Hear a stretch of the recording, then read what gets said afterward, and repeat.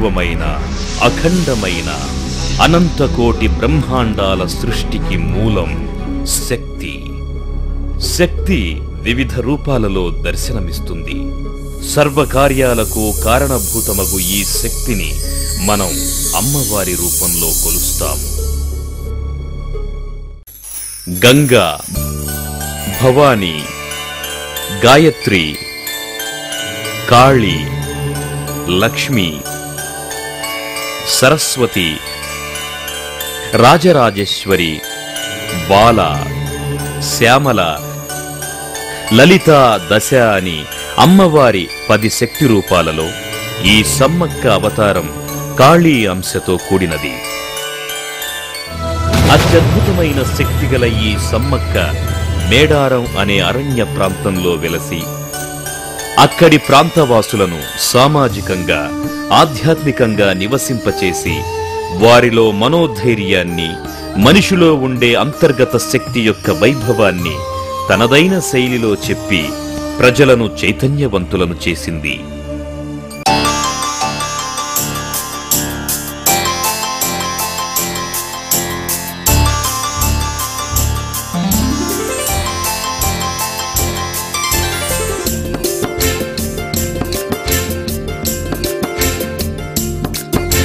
చల్ చల్ జాతరా మేడారం జాతరా, సమ్మక్క సారక్క జాతరో జాతరా. ఓరి ఓరి ఓరి ఓరి లేవయో రావయో జాతరా. ఓరి ఓరి ఓరి ఓరి లేవయో రావయో జాతరా. చల్ చల్ జాతరా మేడారం జాతరా, సమ్మక్క సారక్క జాతరో జాతరా. ఓరి ఓరి ఓరి ఓరి లేవయో రావయో జాతరా. ఓరి ఓరి ఓరి ఓరి లేవమో రావమో జాతరా.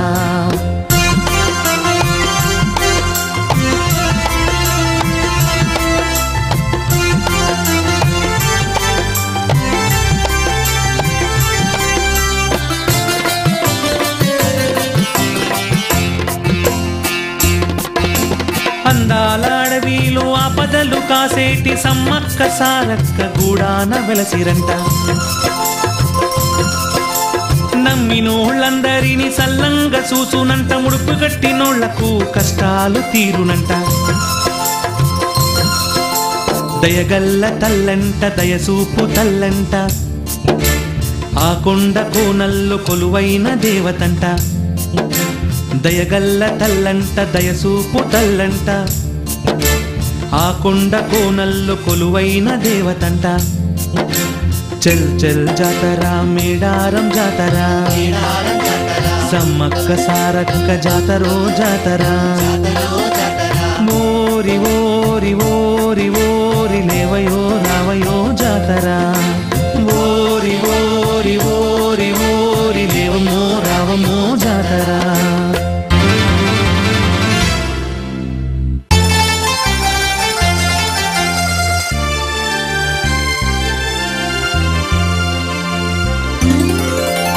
నీవెత్తు బెల్లాన్ని కోడి పుంజులనిస్తే కోరినట్టి కోరికలు తీర్చేను ఆ తల్లి. నమ్మి కొలిచినోళ్లకు కొంగు బంగారమై కలిమిలేమిలోన కలిసుండు ఆ తల్లి. మార్గశిర పౌర్ణమి వెలుగుల్లో ఆ తల్లి కోట్లాది భక్తులను కాసేను ఆ తల్లి. మార్గశిర పౌర్ణమి వెలుగుల్లో ఆ తల్లి కోట్లాది భక్తులను కాసేను ఆ తల్లి. చల్ చల్ జాతరా మేడారం జాతరా, సమ్మక్క సారక్క జాతరో జాతరా.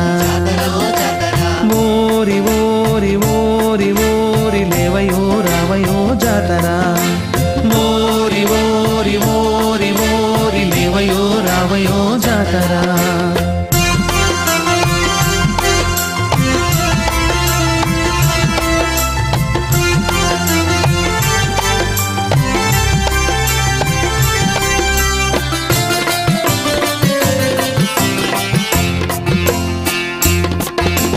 రెండేళ్లకొక్కసారి వరంగల్లు జిల్లాలో మేడారం జాతరంట, మంది బాగా వస్తారంట. ముక్కోటి దేవతలు ముచ్చటగా చూస్తారంట, జంపన్న వాగులోన స్నానాలు చేస్తారంట.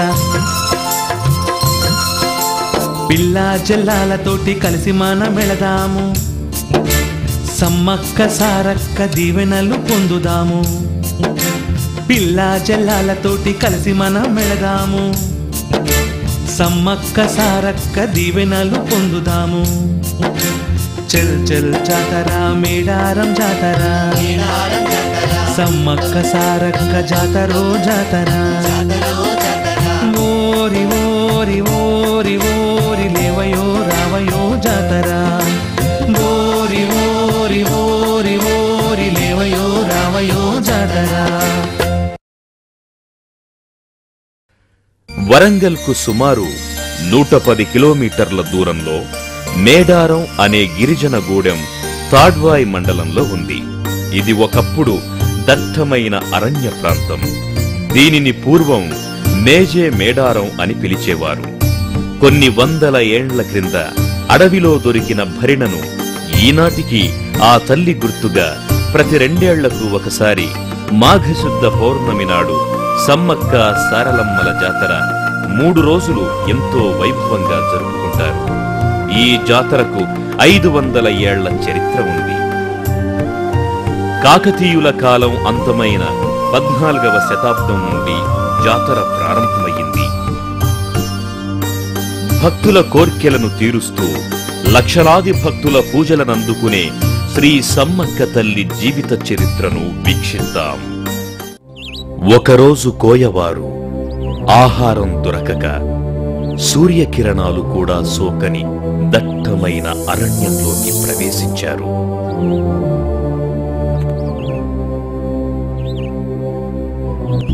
మహావృక్షాల మధ్య నుండి వారి నడకను కొనసాగించారు. అలా చాలా దూరం ప్రయాణించిన తరువాత ఆ కీకారణ్యంలో వారికి తెలియకుండానే ఏదో ఒక అద్భుత శక్తి వారిని లోబరుచుకున్నట్లు అనిపించింది.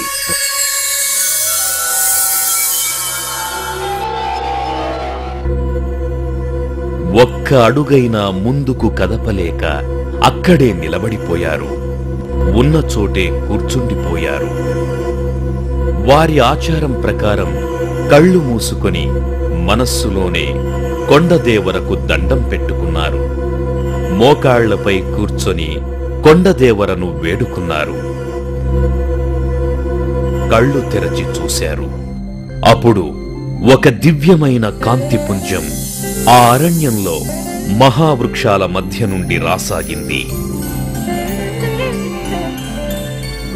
కోయవారు ఆశ్చర్యపోయారు.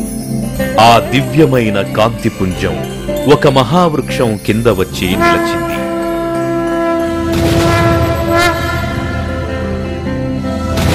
ఒక్కసారిగా ఆ కాంతిపుంజం నుండి దివ్యమైన తేజస్సుతో ఒక పాప ప్రత్యక్షమయ్యింది.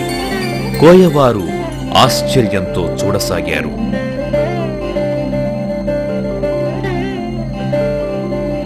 ఆ పాపకు నలుదిక్కులా నాగుపాములు రక్షణగా ఉన్నట్లనిపించింది. కోయదొరలు నిశ్చేష్టులై ఉండిపోయారు. ఆ పాప చుట్టూ పులులు ప్రదక్షిణలు చేశాయి.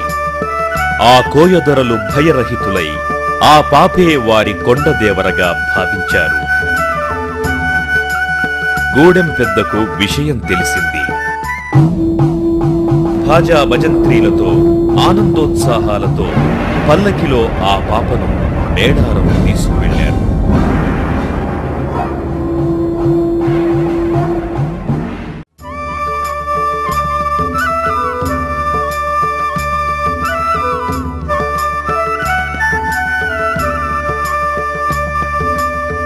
మేడారం గ్రామంలో ఆ పాపకు ఒక మర్రి వృక్షం క్రింద గద్దెను వేసి దేవతగా కొలువసాగారు. పాప దొరికిన నాటి నుండి మేడారం గ్రామానికి అన్నీ శుభసూచనలే. మేడారం అటవీ ప్రాంతం పచ్చదనంతో నిండిపోయింది. పాపకు సమ్మక్క అని పేరు పెట్టుకున్నారు. కాలం గడిచింది. పాపకు 5 ఏళ్లు నిండాయి.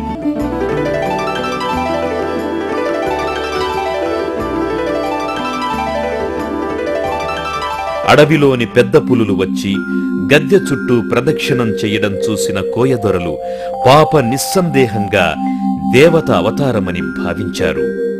సమ్మక్క రోజు ఒక అద్భుతాన్ని ప్రదర్శించేది. పెళ్లి అయి పసుపు బట్టలు విడవకముందే పాముకాటుతో మరణించిన యువతి భర్తను బతికించడం, మరెందరో రోగాలను బాధలను నివారించడంతో ఆ గూడానికే పరిమితం కాకుండా ఆ ప్రాంతమంతా ఆపదలను తొలగించే దేవతగా ప్రసిద్ధి నొందింది. 5 ఏళ్ల ప్రాయంలోనే సమ్మక్క తల్లి కోయలకు జ్ఞానాన్ని బోధించేది. పరుల సహాయంతో జీవితాలను ధన్యం చేసుకోమని ప్రబోధించేది. వారిని జాగృతపరిచేది. సమ్మక్క తల్లికి యుక్త వయసు వచ్చింది. వివాహం చెయ్యాలి. కోయలు ఈ విషయాన్ని తమలో తాము చర్చించుకున్నారు. ఈ తల్లికి మనం తగిన వరుణ్ణి తీసుకురాగలమా అన్న సందేహం వారిలో కలిగింది.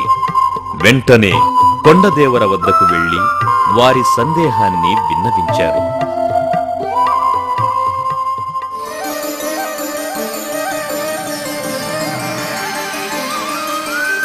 ఎవరూ ఊహించని విధంగా ఆ కొండదేవర ఒక్కసారిగా ప్రకాశవంతంగా మారింది. అదృశ్యవాణి ఈ విధంగా పలికింది: మీరు సమ్మక్క వివాహం గురించి చింతించవలసిన పనిలేదు.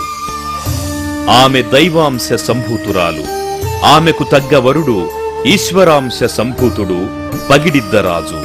అతనితో ఆమె వివాహం జరుగుతుందని చెప్పి ఆ అదృశ్యవాణి ఆగిపోయింది.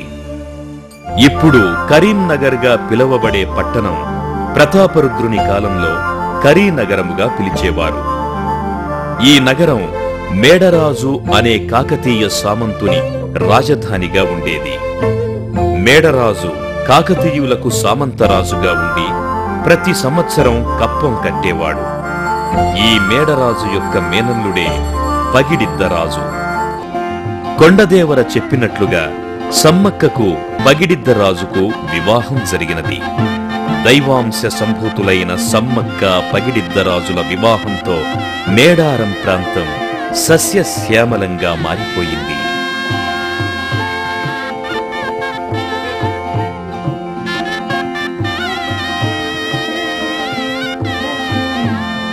సమ్మక్క పగిడిద్దరాజులు మేడారం ప్రాంతాన్ని పాలించారు. అందుకై సమ్మక్క పగిడిద్దరాజు కాకతీయ ప్రభువునకు ప్రతి సంవత్సరం కప్పం కట్టేవారు. కాలం గడిచింది. సమ్మక్క పగిడిద్దరాజులకు 2 కూతుళ్ళు, 1 కుమారుడు జన్మించారు. వారే సారలమ్మ, నాగులమ్మ, జంపన్న. ఇలా కొన్ని సంవత్సరాలు గడిచాయి. ప్రకృతి వీరికి సహకరించలేదు.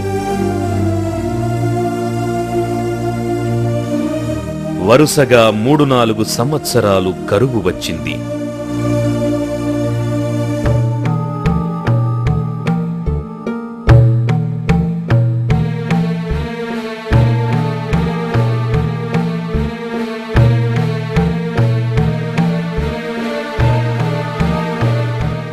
ఈ కారణంగా పగిడిద్దరాజు కాకతీయ ప్రభువుకు కప్పం కట్టలేకపోయాడు. అందుకు చక్రవర్తి నుండి ఒత్తిడి రాసాగింది. మేడారం ప్రాంతంలో కరువు విలయ తాండవం చేస్తుందని కాకతీయ ప్రభువుకు పగిడిద్దరాజు నివేదించాడు. అర్థం చేసుకోలేని ప్రభువు కప్పం కట్టవలసిందేనని ఆజ్ఞాపించాడు. ఒత్తిడి తట్టుకోలేక పగిడిద్దరాజు తనకు తానుగా స్వతంత్రాన్ని ప్రకటించుకున్నాడు. వార్తాహరుల వల్ల ఈ విషయం ప్రతాపరుద్రునికి తెలిసింది. ప్రతాపరుద్రుడు ఆగ్రహించాడు. పగిడిద్దరాజు చేసింది రాజద్రోహంగా భావించాడు. ఈ తిరుగుబాటును అణచకుంటే సామ్రాజ్యంలో ఇతర ప్రాంతాలలోని సామంతులలో కూడా తిరుగుబాటు ధోరణి కలిగి కాకతీయ సామ్రాజ్యమే అంతరిస్తుందని మేడారం ప్రాంత పాలకుని స్వతంత్ర ప్రకటనను మొగ్గలోనే తుంచవలనని ఆలోచించాడు. మంత్రి యుగంధరుడిని పిలిచి చర్చించాడు. మంత్రి యుగంధరుడు తన ఆధీనంలో ఉన్న సైన్యాన్ని మేడారంపైకి యుద్ధానికి పంపినాడు.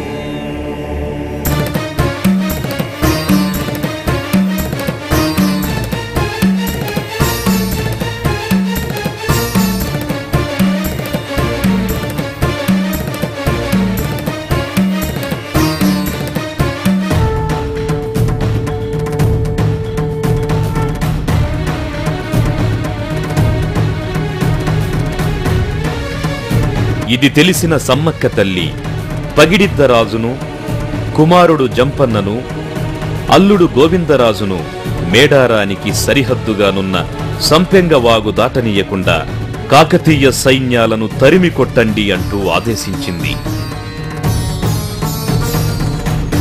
కోయ సైన్యాలు, కాకతీయ సైన్యాలు హోరాహోరీగా పోరాడాయి. మారణాయుధాలతో నూతన యుద్ధరీతిలో శిక్షణ పొందిన కాకతీయ సైన్యం ధాటికి కోయ సైన్యాలు నిలువలేకపోయాయి.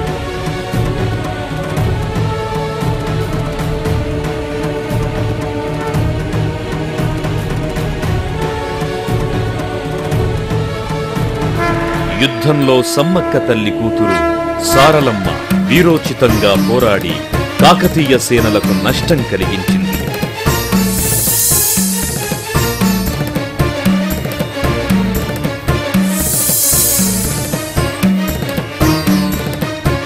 కాకతీయుల వెన్నుపోటుకు గురి అయి వీరమరణం పొందింది. రెండో కూతురు నాగులమ్మ వీరోచితంగా పోరాడి వీరమరణం పొందింది. అల్లుడు గోవిందరాజు కాకతీయుల ధాటికి తట్టుకోలేక వీరమరణం పొందారు.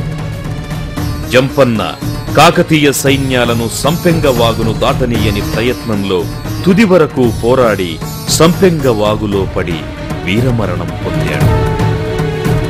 జంపన్న రక్తం కలిసిన సంపెంగవాగుకు జంపన్న వాగు అని పేరు వచ్చింది.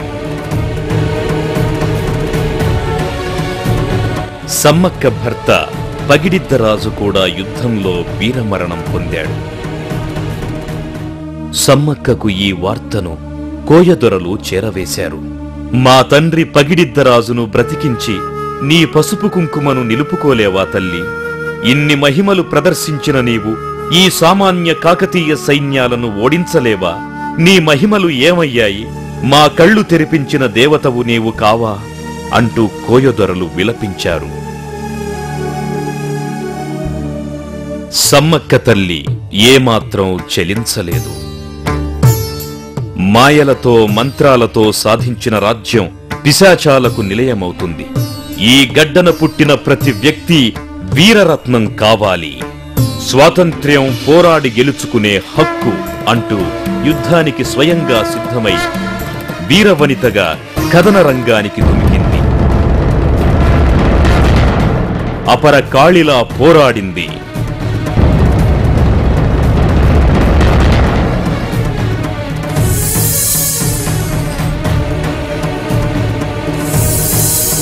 కాకతీయ సైన్యాలకు అపార నష్టం కలిగించింది.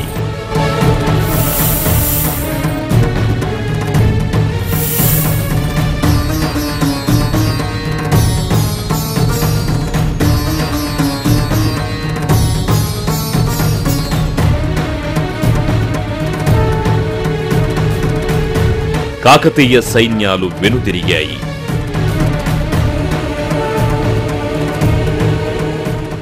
ఈ వార్త కాకతీయ ప్రభువగు ప్రతాపరుద్రునకు తెలిసి ఆశ్చర్యపోయాడు. తన సేన వెనకకు రావడమా, నాకే పరాభవమా, ఏమిటి వింత అని ఆలోచనలో పడ్డాడు.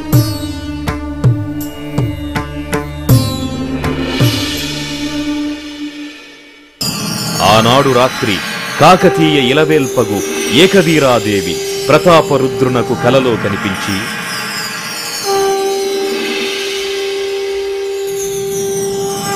ప్రతాపరుద్ర, సమ్మక్క ఎవరో కాదు, శక్తి అవతారము, సాక్షాత్తు అమ్మ స్వరూపము. రాజ్యకాంక్షతో నీవు చేసిన ఈ చర్య వలన మేడారం ప్రాంతం శ్మశానంలా మారింది. నీవు ఆమెతో యుద్ధం చేసి గెలవలేవు. ఆమెను శరణు వేడు, నీకు శుభం కలుగుతుంది అని అదృశ్యమయ్యింది.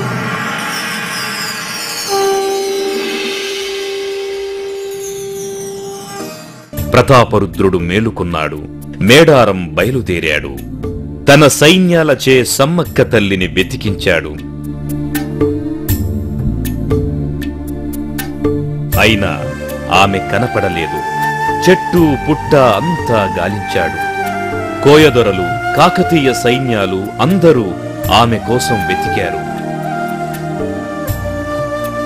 చివరకు చిలకలగట్టు సమీపాన ఒక పెద్ద నెమలి నారవృక్షము క్రింద ఉన్న ఒక పుట్ట వద్ద ప్రకాశవంతంగా పసుపు కుంకుమ భరిణ కనిపించాయి.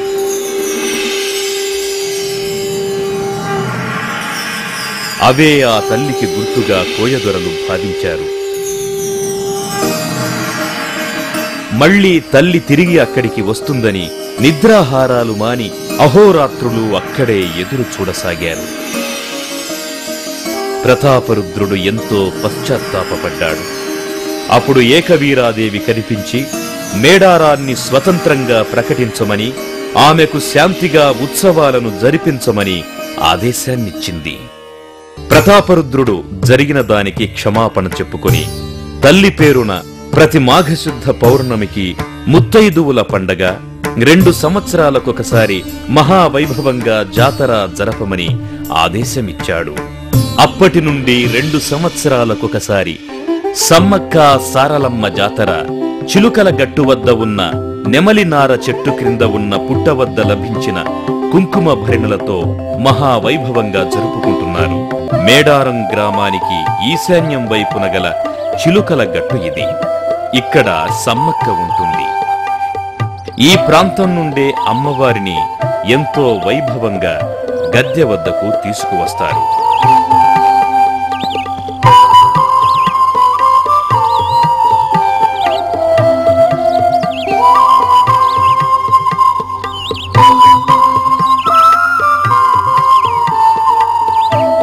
వీరమరణం పొందిన జంపన్న రక్తం కలిసిన వాగు జంపన్న వాగు ఇది. ఇక్కడ భక్తులు స్నానాలు చేసి పవిత్రులవుతారు.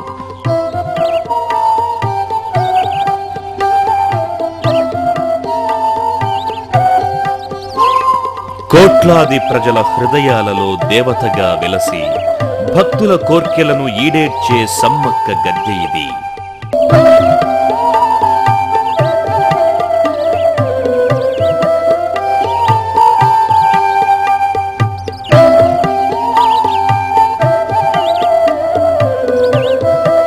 వీరత్వానికి మారుపేరుగా నిలిచిన సారలమ్మ గద్దె ఇది.